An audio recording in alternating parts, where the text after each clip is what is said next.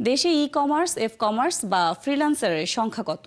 সারা দেশে বিভিন্ন প্রতিষ্ঠানে কতজন বিদেশি কাজ করেন? কিংবা শিল্প প্রতিষ্ঠানগুলো এগিয়ে নেওয়ার ক্ষেত্রে বড় বাধাগুলো কি? এমন নানা প্রশ্নের উত্তর খুঁজতে আজ থেকে শুরু হলো অর্থনৈতিক শুমারি। ২৭টি সেক্টরে ৭৫টি প্রশ্নের মাধ্যমে সারা দেশের ১,২২,০০,০০০ ইউনিট থেকে আগামী ২৬ ডিসেম্বর পর্যন্ত চলবে তথ্য সংগ্রহের কাজ। আরও জানাচ্ছেন রিয়া সেজান। শিয়া বাটার ও ভিটামিন ই সমৃদ্ধ lily glam beauty soap. Lily, always beautiful.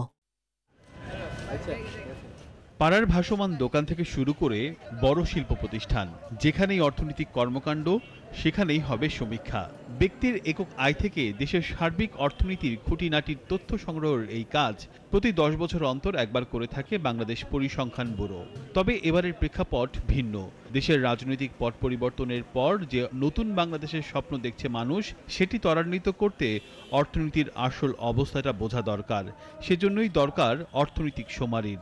আমাদের যারা ব্যবসা প্রতিষ্ঠানের সাথে সম্পৃক্ত, অর্থনৈতিক কার্যক্রমের সাথে সম্পৃক্ত, তাদের বিভিন্ন রকম সমস্যা আমরা চিহ্নিত করতে পারবো, তাদের সম্ভাবনা আমরা চিহ্নিত করতে পারবো। সেই আলোকে এই কার্যক্রমটি আমাদের সরকারের বিভিন্ন পরিকল্পনা গ্রহণ, বিভিন্ন পর্যায়ে সিদ্ধান্ত গ্রহণ সেই কার্যক্রমকে সহায়তা করবে। সকালে দেশের ৯টি স্থানে একযোগে শোভাযাত্রার মধ্য দিয়ে শুমারির উদ্বোধন করা হয়। ব্যানার, প্ল্যাকার্ডে সামাজিক সচেতনতা তৈরির পাশাপাশি প্রচারে চলছে বিজ্ঞাপন ও মাইকিং।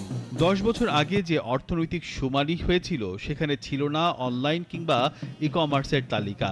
বাণিজ্যিক, কৃষি, দেশি বিদেশি বিনিয়োগ, বিদেশি কর্মীর সংখ্যা সহ নতুন অনেক প্রশ্নের উত্তর মিলবে এই সমীক্ষায়। এবার অনলাইন বিজনেস যত প্রকারের আছে বাংলাদেশে, তা আমাদের এই প্রশ্নপত্রের মাধ্যমে চলে আসবে।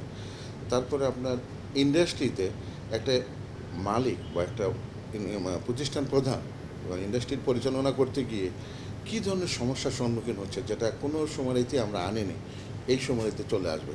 কারণ তাদের ম্যাক্সিমাম ইন্ডাস্ট্রির মালিকরা অনেক গ্যাসের সমস্যা থাকতে পারে, আর্থিক সমস্যা থাকতে পারে, ল্যান্ড রিলেটেড সমস্যা থাকতে পারে।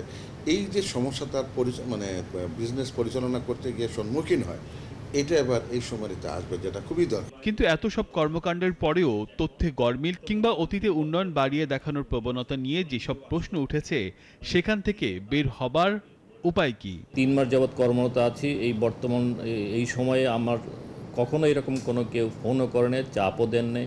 যে তথ্যগুলো সংগ্রহ করা হয় সেগুলি সায়েন্টিফিক ওয়েতে এবং আন্তর্জাতিক স্বীকৃতভাবে বিশ্লেষণ করে তথ্যগুলো প্রকাশ করা হয়ে থাকে। কাজে এখানে কোনো ইন্টারফেয়ারেন্স বা মন গড়া তথ্য প্রকাশ সংগ্রহ এটার কোনো সুযোগ। সারা দেশে যে ১,২২,০০,০০০ ইউনিট চিহ্নিত করা হয়েছে, সেখান থেকে তথ্য সংগ্রহ করে আগামী ২৬ ডিসেম্বরের মধ্যে জমা দিতে হবে। পরে তথ্য যাচাই বাছাই করে আগামী ১ মাসের মধ্যে প্রাথমিক প্রতিবেদন প্রকাশ করবে পরিসংখ্যান ব্যুরো।